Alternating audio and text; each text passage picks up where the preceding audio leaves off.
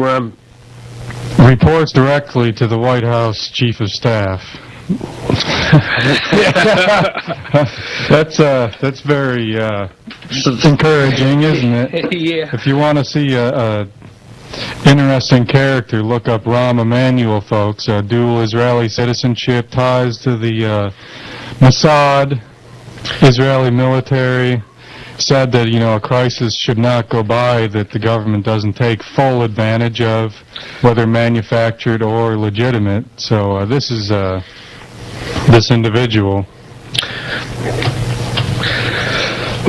Well, this kind of goes along with that, Brian. This past week, the August Review, Trilateral member Hormats nominated to the State Department. Now, we have reported here time and time again how the Obama administration is just awash with Council on Foreign Relations Trilateral Commission members. If these are new terms to you, I strongly encourage you to look this up, because on this broadcast, my vision for this broadcast has been for us to always report the truth, not rumors, speculation, but the truth. And don't believe what we say. Look it up and find it out for yourself. And I take that statement directly from the late Bill Cooper. But to continue with this, Trilateral member Hormats nominated to State Department. Only on July 18, 2009, another Trilateral Commission member has been nominated to a strategic post in the Obama administration, bringing the total number of Obama Trilateral appointees to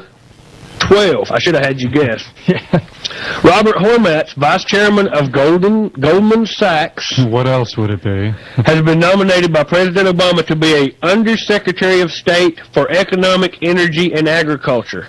His Senate confirmation is expected to proceed without incident, of course.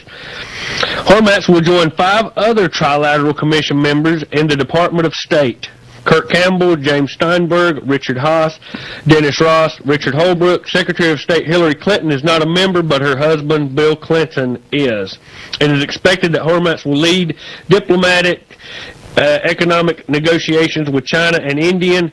Goldman Sachs' commercial relationship with China and India is huge, and he has been instrumental in turning both countries into world economic powers. How come? Because this is the power behind the scenes. We're indoctrinated to believe that our enemies live in Afghanistan and Pakistan and Iran and Iraq and Russia and China and all these other places. That's what the TV tells you. But actually, our biggest enemies are the Council on Foreign Relations, Trilateral Commission, Illuminati, that in secret manipulate our foreign policy and our own Federal Reserve banking system and our monetary system here in America. And proof of that, as we've stated before, should be the wholesale looting of our economy by design ever since October of last year, which we started predicting March of last year. And I will even say that the robbery and the looting has been far beyond my expectations. Bold-faced. What your opinion, Brian? Well, in order to facilitate a new world order, which is obviously the goal here, a complete and total financial collapse is necessary, because as long as the American people are financially sound, there's no way in the world they're going to just hand their dollar over to a world reserve currency, all their rights, their constitution. So the greatest crisis ever needs to be fabricated in order to achieve this, where what we wouldn't do now we'll gladly accept later on. Exactly. As we've stated here time and time again, it is problem, reaction, solution. The American people are being manipulated to accept what otherwise, without the problem and the reaction, the economic collapse by design, they would not find acceptable. And what amazes me is just this past week, Brian, we saw some of the news have the gall to come out and say that there was indicators that the recession was almost over, that they were seeing the light at the end of the tunnel. There was good signs, economic signs, telling the people the worst is over, everybody relax, good times ahead. You said 2 weeks ago that skyrocketing unemployment is not a sign of a recovering economy, which I thought spoke volumes, but anything you'd like to comment on that? I mean, where do you see us at right now with the economy?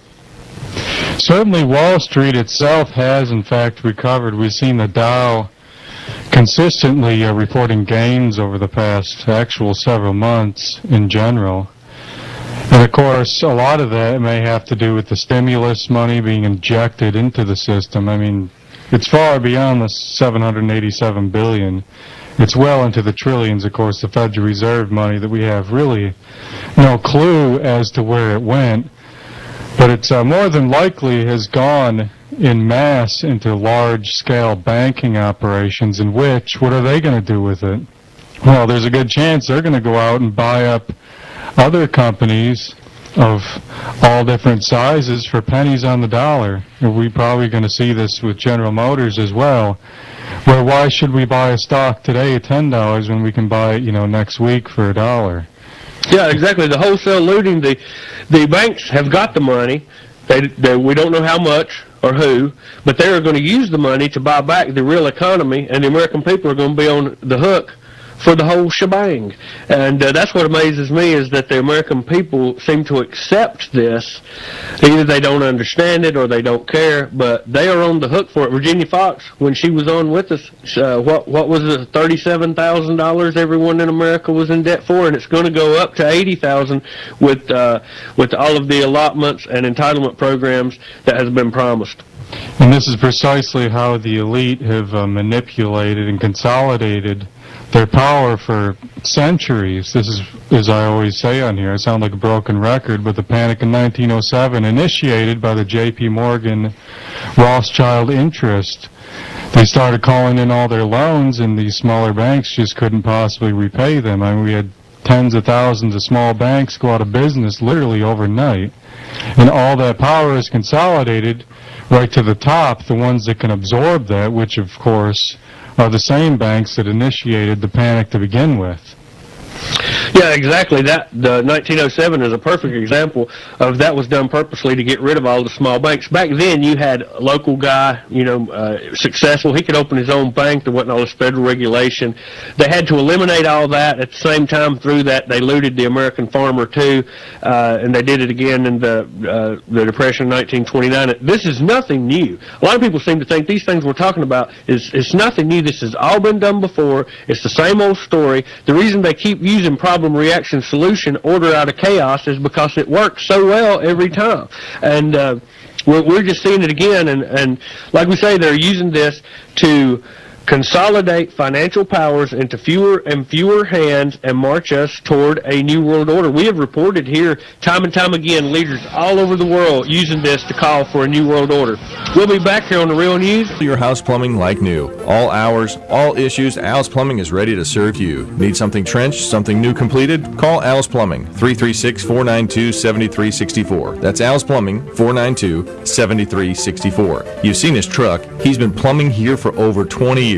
Call him and you'll quickly see a better way to get your residential plumbing completed. Call Al at 336-492-7364. That's 492-7364. Al's Plumbing, a history of keeping your plumbing running.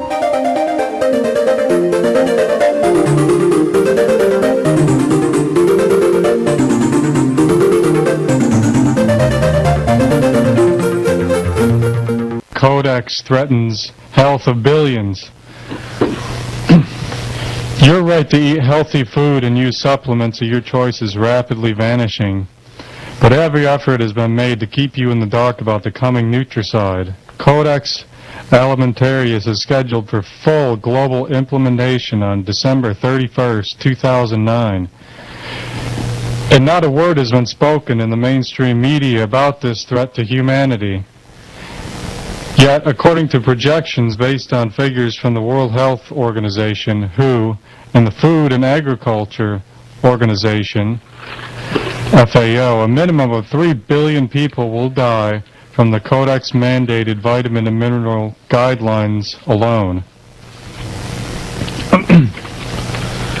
Former Nazi is father of contemporary Codex.